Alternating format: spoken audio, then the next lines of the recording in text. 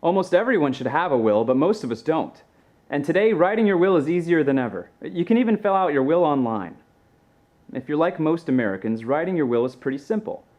If you have significant assets, however, or have blended families, you may need more assistance in writing your will since there may be a variety of legal issues to factor in.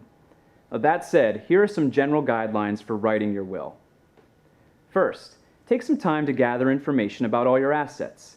Make a list of everything you own that you'd like to leave to someone after you die.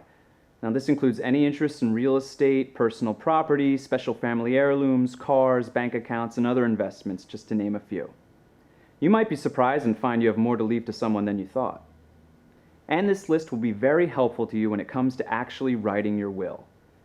Second, when drafting your will, you certainly can use a document preparation service, but make sure your will is complete. Handwriting something on a separate page may leave room for a challenge to the will. There could be a claim that someone other than you wrote that part in later. Now, third, try to be as specific as possible in your will so that your intent is perfectly clear to all parties involved and especially to the court. For example, you can certainly leave your car to someone, but if you mean a special car, you might indicate your 1956 Thunderbird. Fourth, it is usually best that all pages of the will be signed and dated.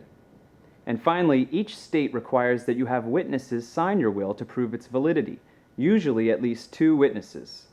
Now, ideally, the witnesses should have no interest in any property passing under your will.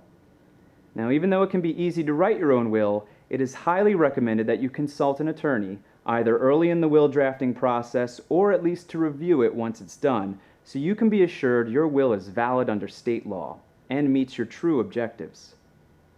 Contact a wills and trusts attorney or an estate planning attorney for more information.